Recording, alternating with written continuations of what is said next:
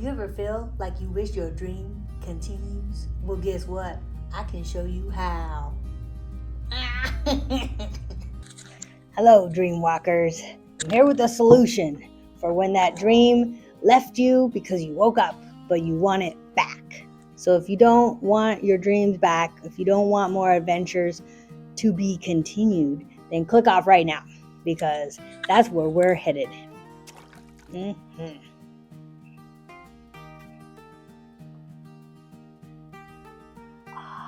Chicory tea, my favorite.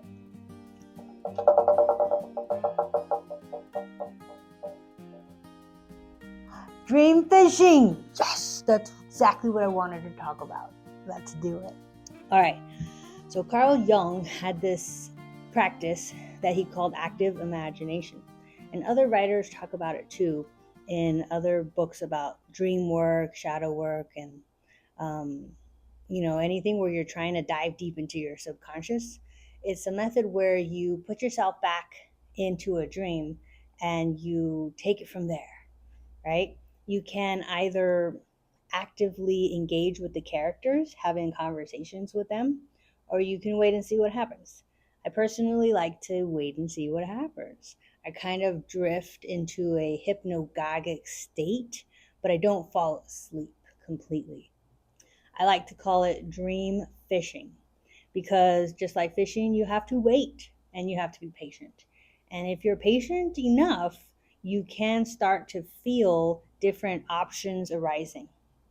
That's what happens to me when I engage in dream fishing.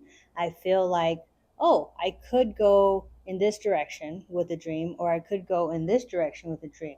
I feel like, and it could be leaping or climbing or walking backwards, or I feel like saying something or talking about something or confronting a certain character. It's not going to happen right away. It's something that you need to just sit with. A lot of patience, a lot of waiting. And that's a good thing to do if, let's say, you don't like to meditate, but you think you should meditate. Like for some reason you want the benefits of meditating, right here, man. This is a great way to meditate without meditating. And I feel like I heard somewhere that that's like even better because you've released all of the pressure, all the expectations of doing it right. And that somehow gets you into that mind state where you can just flow, where you can just be, and you're not trying too hard, right?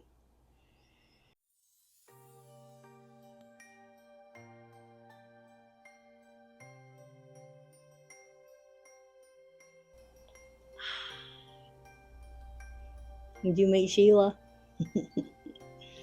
She's Sheila the sheep. She's a sheep. She's not a llama. She's a sheep. Um, Anyways, I'm going to share with you 3 dreams and the dream fishing sessions that I did afterwards. And there could be a little room for interpretation, but I want to make this less about me and more about just giving you examples so you can see how different options arose when I waited and I sat with each dream. And that's just hopefully inspiration for you to go on and do that with your own dreams. And I hope that you don't put pressure on yourself to come up with a special interpretation of the dream session, because the point is curiosity. The point is to explore your subconscious, to create a relationship with yourself that blossoms and blooms.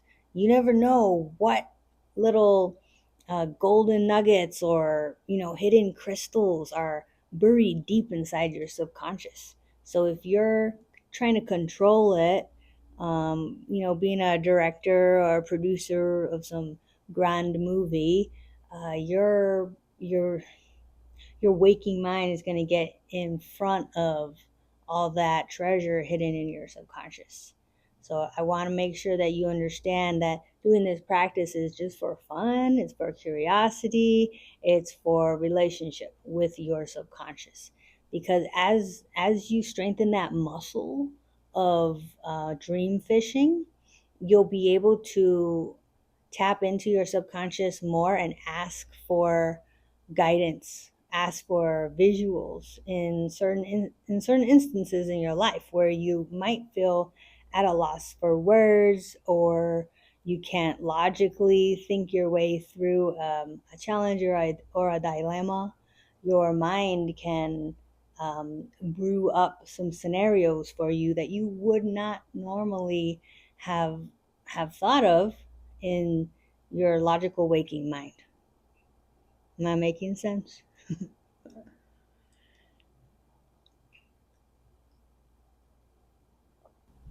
All right. So we're gonna get to storytelling. Grab yourself some tea and brindis. That means toast in Spanish, like let's toast. Cheers. Get your witch's brew and let's tell some stories. By the way, I like to call the storytelling of dreams dream casting, like podcasting, but it's dream casting. Isn't that cute? Mhm.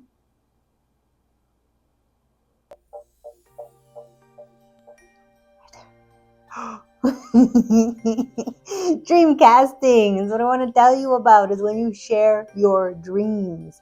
Think about casting the net out of the fishing boat. What are you going to catch? I don't know. It's always an adventure. It's always a surprise. So I want to introduce you to that term, dream casting, like podcasting, but it's with dreams. So let's go. I'm going to tell you about some dreams today. Okay, let's talk about the cave dream. So in this dream, it was dark inside a cave, and there was an opening to the cave, and it was bright outside, super duper bright. I was lying down on my back in a very shallow puddle of water. It was like 2 inches of water, and I was wiggling like the way you do before you fall asleep at night, and you get real cozy inside your little covers. And then I noticed that there was a few men nearby watching, and then there was a man on the other side with like a camera. And I was wondering what was going on, but I didn't feel unsafe. I just felt like it was normal. And then I noticed a cassette. It was a cassette tape, and there was a little pencil nearby, so I used the pencil to to rewind or unwind some of the cassette tape. And my mom came up to me and she put her hand out. So I gave her the cassette tape. And I felt like maybe I had ruined the cassette tape. I felt a little bad about that, but she was asking for it, so I gave it to her. And then the dream ended. So when I woke up, I thought, geez, I wonder what that means. I wonder if there's possibly more to that dream. So I decided to do a dream fishing expedition. And a few days later, I came back to it. I put myself gently back in the scene, and I looked around inside the cave to see what was there, what were my options. And I could feel an urge to go to the light, like leave the cave, but it was super bright out there. And then I also saw a dark corner of the cave, and something was pulling me to the dark corner.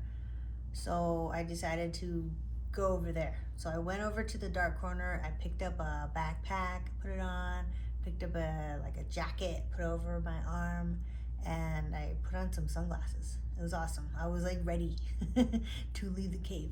And so I approached the opening of the cave, but it was very bright and I couldn't see anything. So I felt trepidatious. I felt like, what if there's something out there that's going to attack me? What if there's something that I'm not prepared for? Like, I can't see. It's just blinding white.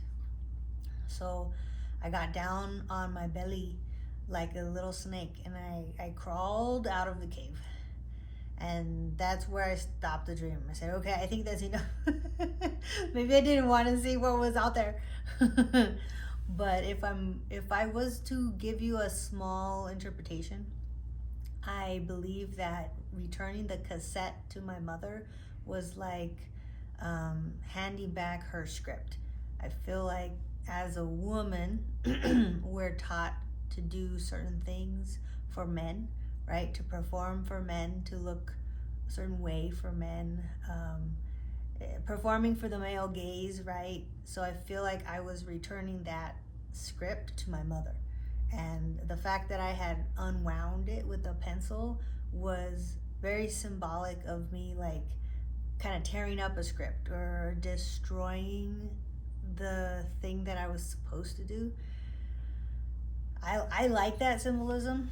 And then going to get my things from the dark corner is kind of like parts of myself that maybe I had hidden away because I felt like they weren't approved of, right? So now I get to reclaim parts of myself and embrace them this time around and leave the cave. Like the future is still unknown, but at least I have my sunglasses and I have my backpack full of my skills or whatever kind of talents or personality traits I would like to go forward with.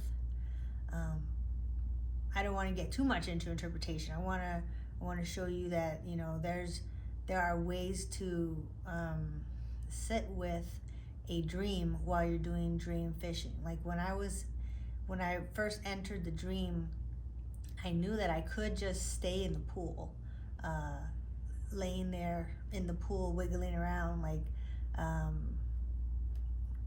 don't know, like that was an option, to just lay there and maybe enjoy it. I don't know, or maybe become tired of it eventually. Maybe I would have eventually decided to leave the cave, but there's always more than one option. And if you sit with it long enough, you will feel the options become available. They will occur to you. And you can always take more than one route. You know, you can try one way and then maybe the next day revisit the same dream and try the other way. And the next day revisit the same dream and see if another way appears, right? Because I'm pretty sure all those different avenues they're like parts of yourself speaking to yourself. And I think that's valuable. Just to go on a tangent here, most recently I have done something while in the male gaze that I've never done before. And I want to celebrate because I was today years old when I realized that I can frown at a man. You know how everyone gets pissed off about men telling women to smile? Well, I haven't been in that situation, which is nice, but I have been in a situation where men just stare at me when I walk down the street. So yesterday, there was two men sitting on the curb with their phones. They were looking down at their phones. And I knew that when I walked by, they would look up at me.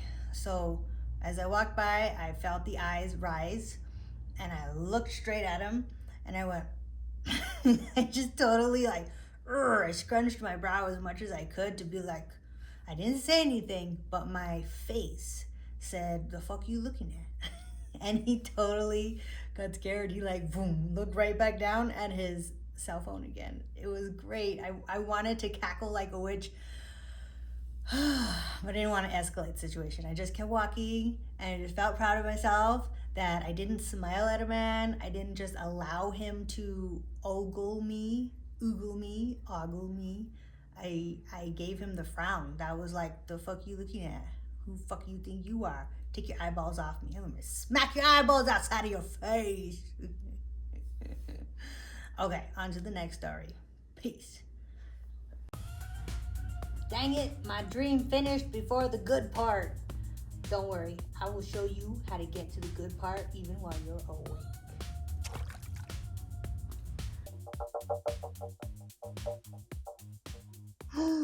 Costco Dream. Let's talk about it. Okay, are you ready for the Costco Dream? Yes, Costco.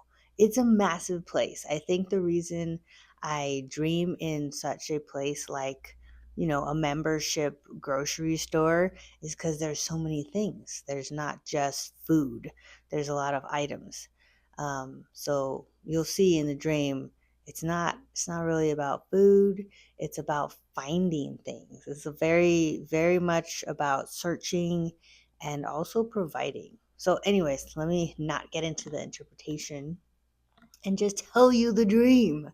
So, it started on a hill. I was looking from above at Costco, at the parking lot below, and I could see a long line of people. And so I decided to go stand in the line of people. And I think they were giving out cheese, like little samples of cheese, which I was happy about because I love cheese. Uh, but, anyways, after a while, I got in. So I'm walking around Costco and I'm looking at bowls, Tupperware bowls. I love glass Tupperware bowls, so it makes sense that I was looking at all these different shapes of bowls, and then I saw a humongous bowl, um, like this big, like bigger than I would ever need, but I was into it. And I happened to overhear some people having a conversation. So I looked over cuz I'm a curious person, and I noticed it was a boyfriend and a girlfriend. They were young, like in their 20s, and I was listening to them, and they needed a bag, some sort of drawstring bag. And I realized I was wearing one. So I took it off and I walked up to them and I said, "Hey, check this out. Look at my bag." And I stretched it open so they could see inside.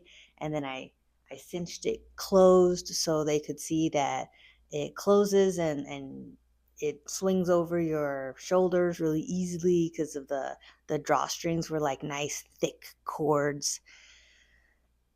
Details, I don't know. Do you dream in so many details? I have a lot of details in all of my dreams.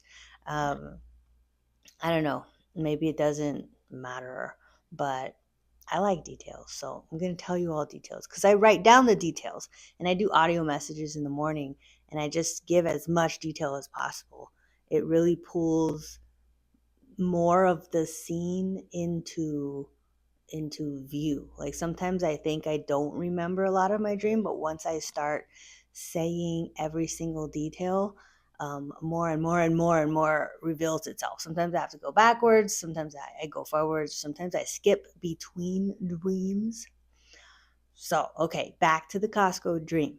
So I showed these two people my bag, and I was like, "Is this what you're looking for?" And they're like, "Yeah, it is. That's amazing." And then they told me they're also looking for a bowl. I said, "Well, I found a bowl. Like, I found a huge bowl. It's amazing. Let me show you. Come with me." And they're like, "All right." So they're like walking behind me, and I'm taking them to that aisle with the big bowl. And at some point, the dude wandered away to go find something else. And I was talking with the girl, and we went into the freezer section. We weren't necessarily looking at the things in the freezer section, we were just chatting. And at some point, we sat down, and it wasn't cold in the freezer section because they have those big doors closing in all of the frozen food. So it wasn't an uncomfortable or cold kind of scene. It was actually warm, and it was very comfortable. We were sitting leaning against the glass doors of the freezer aisle, and that's where the dream stopped. And for some reason, I felt like doing a dream fishing on this dream. I just felt like maybe there's more to it because it's in Costco. Like, it seems like so random that I wanted to know more. I said there has to be something to to divulge itself. So I sat down to do some dream fishing. And here's what happened next. the dude, he came back around and he like kind of checked in on us like, hey. And I was like, what? And she was like, So he left. He turned around and he went somewhere else. And I was talking with the girl. I said, is he a dick? Like, are you gonna break up with him? You know? And she was just sort of pensive. She didn't have an affirmative or negative answer for me. She was, I guess, in that like limbo space where she didn't know if he was a keeper or not. But I, on the other hand, I had this state of mind where I was like, you should dump him. Like, most men are dicks, you know, like if he's not a fuck yeah, he's probably a go home, bye bye. And then these women came by. They were like motherly women. Not all of them were elderly women, but most of them were older than us. So they had the feeling of being experienced, right? Like women who have experience to bestow upon us. That's how I felt about these women who wandered into the freezer section. And guess what they brought? They brought carts of samples. I was very happy. I was like, yay! And that's how the dream fishing session ended. Was me and the girl where we were trying samples of food and just having a good time with the older women. So, without overly interpreting or anything, I just want to let you know that that felt really nice, and it felt like the little extra that I wanted from that dream. You know, it helped to satisfy my curiosity. I was like, yeah, I think there is naturally going to be a giving of consejos, advice. You know, older women give advice, and I think that's what maybe my subconscious wanted was more. I just want food. I want information, you know, just like give me more of your wisdom, you know, because I'm only one person. I can't have all of the wisdom from everyone's experiences unless they tell me about them. I can only live my one life. I only have a limited set of experiences from which to draw wisdom. So I like it when other people tell me about their life and what happened to them and their regrets and what they wish they had done differently. You know, so I think that's what the dream was about. And I would never have gotten to that. Um, I would never have had that thought if I didn't continue the dream with a dream fishing session. So there's that for ya. I hope you choose some kind of random dream and try a dream fishing session because not only is it interesting, I find random things interesting, but it's also sometimes revealing about what you're actually thinking about. You know, because in the front of your brain, you're thinking about work or responsibilities, right? All the things you have to do. But in the back of your mind, there's also thought processes happening. So you get to peek into the other parts of your psyche when you um, when you continue a dream, right? But I mean, always there's the dreams that aren't random or boring. There's the dreams that are epic and amazing, and you're like, I wish that dream had continued. Like, what happened? What happened? It was so amazing. Let's keep going. And I'll tell you about one of those dreams next to be continued. Dun, dun, dun. Hey, have you ever had a dream that you wish lasted longer? You just woke up right when the good stuff was starting to happen. Well, guess what? I have a great technique that shows you how to continue your dreams. Dragon eyes, are you ready for my dragon eyes? Ooh, gave it a little push. And there we are, the galaxy. I'm so excited to tell you about this dream. It is very clearly cosmic. We're gonna have so much fun. Let's go. Got my dragon eyes. Okay, let's talk about the Galaxy Rock Dream. This dream is so fun for me because it shows me what my subconscious can do with bending reality. I was in a cave. It was very well lit. I was surprised because I didn't see any lights around, but I could see everything. And there was a little stream of water next to me, and I was sitting by the stream, and I picked up a rock. It was about yay big, and it had a hole in it, and I lifted it to look to see through it as if it was a magnifying glass. I was just being playful. I expected to see the ceiling of the cave. To my surprise, I saw galaxies. I saw stars upon stars upon stars, all the different colors, the pinks and the purples, the white, the blues, and on a pitch black canvas. I was like, whoa! I felt like I was instantly sucked into the sky. And I removed the rock, and I was like looking around to see if I had been transported to a galaxy kind of timeline. But no, I was still in the cave. So I picked up the rock again and I checked it out. And I think there was someone next to me. I showed them. They're like, what? Cool. Yeah. Very nonchalant. Like, all right. I guess this is just normal. And that's where the dream ended. Now, of course, I was like, excuse me, there has to be more to this dream. This was this was amazing, fun, magnificent. I want more. So I sat down for a dream fishing session. And this is what happened. I gently put myself back in the scene. I sat by the stream. I looked down at the water, and I looked over at the rock, and I looked around the cave, and I felt into it, and I felt two things. One thing was I could roll into the stream and just become one with the stream. Kind of like, I felt like a dragon, because in China, dragons are associated with water. They like live in rivers and different waterways. So I felt that urge on the one hand, but on the other hand, I really wanted to revisit the rock. So I picked up the rock and I looked through it again. And I said, oh my God, what can I do with this? I want to go there. And I had the feeling that I could crawl through the hole in the rock. So I did it. I crawled through the hole in the rock and I ended up on a hill. It felt like a hill. I couldn't see anything on whatever teja I was on, whatever earth was there. I couldn't see it. It was pitch black. Everything was pitch black except for the sky.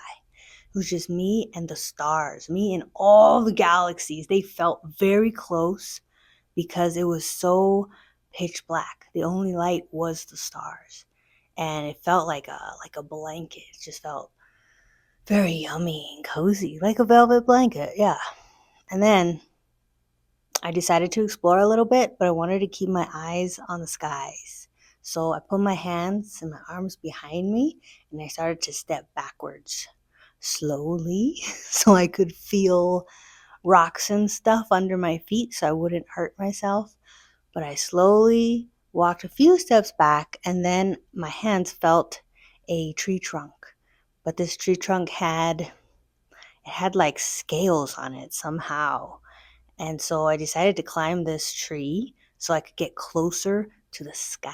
I really wanted to see how immersed I could become in the sky. So I climbed the tree as high as I could, got to the tippy top, found a nice fork in a branch to sit, and I looked up the sky and it began revolving. Like I was in a barrel, and the barrel was revolving and somehow I was stable, just floating inside, just watching all the stars. And I liked it. It was really cool. And I felt good. I felt safe and comfortable. So I kind of like leaned to the side and the stars started getting closer. And I was like, oh shit. And I like turned my face away so that I wouldn't get scratched by the stars coming by. What did happen was the stars brushed my hair. It was like a comb, the biggest celestial comb ever conceived. And it just like kept going by because it was doing its revolving thing. It was spinning, it was having a good time, and I was having a good time just like feeling the combing of my hair. And it was a sweet, caring experience. I liked it a lot. I don't think there's much to interpret about this dream. It was just a very nice feeling. And perhaps that is something that you can give yourself as well. If you're ever needing some kind of comfort or support, putting your hand on your heart really helps, doing breathing exercises and all that. But you could take yourself through a dream fishing experiment and see what happens. You might be able to step into a story or a scene that is soothing for you. It can be a balm for your heart, it can help you soothe your emotions. I am testament to that. That's why I wanted to share that example with you about dream fishing. hmm So, yeah, dream fishing. Catch your dreams, man. Catch those dreams. It's funny because when you're fishing, you have a little fish that you put on the hook, right? The bait. I have to be honest, I'm not a fisher, not a fisherwoman. But I have been fishing like once or twice. And they put a little fish on the hook and they throw it out there, right? So this is what you're doing with your dreams. You have a dream that feels incomplete, or you have a dream that feels like it could have more meat, then you select that dream, you put it on the hook, you throw it out there, give a little to get a lot, right? You throw out a little sacrifice to the ocean of dreams, and the dream gods will send you back a huge marlin or a whale, okay? Something really amazing. And you can do with it what you need. You don't always need to have a tidy message, but you can craft maybe exactly what your heart desires. It's what I love about the dream world. It's what I love about the dreamscape. And that's why I started this channel, so I can just make it normal to dive into your dreams. I want to normalize prioritizing sleep so that you can dream and then talking about your dreams afterwards. I think humans have sort of lost the art of storytelling. I know we have great storytellers out there in person and on YouTube. But I feel like everyday people need to also be engaging with the skill of storytelling, because as humans, we love stories. It somehow feeds our soul to tell a story, to receive a story, and then we can also go back and forth about a story. We can riff on that story, we can add to the story, we can embellish the story, because why not? We're creative souls, and that's what we love doing. That's part of my what do you call it, mission. That's part of my mission here, is to get people to feel safe enough to share, to help people understand that um, there are others who care about dreams, and that we can bring that back into our daily lives. Because I was thinking about our relationship with the earth, and how it is better if we have a symbiotic relationship with the earth, where we care for the earth and she cares for us. And I think that's the same way with dreams. Our subconscious can care for us if we care for her. If we prioritize our dreams will give back to us. And it can be a relationship. We can nourish that relationship instead of thinking of it as an excavation, as like mining for gold. That's kind of capitalistic, right? It's like, if you think of it as a exploitation, you're not going to want to do it. It's kind of like lame. I don't want to go exploit myself today. But if you think of it as a relationship, as nourishing a relationship with your subconscious, there you go. You might actually want to do that. because that feels better. It's wholesome. It's sweet, it like helps you repair parts of yourself that perhaps you didn't know needed repairing.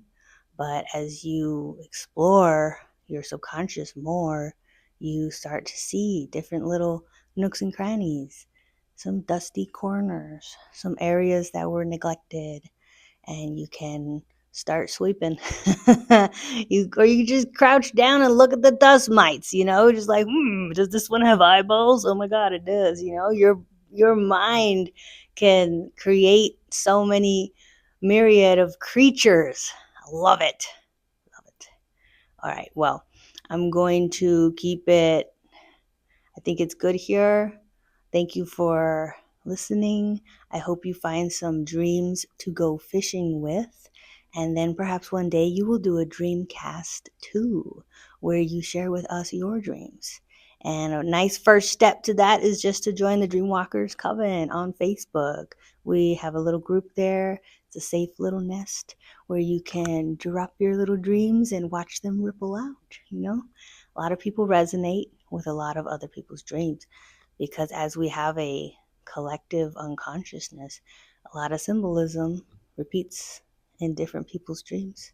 So that's really fun to see. So I hope you join us there. And if you need any guidance on getting to sleep or recording your dreams, remembering your dreams, all of that, I have helpful guides in my store. All the links are below. I am so glad you're here. Keep dreaming, dreamers, until I see you again under the same stars. Sayonara.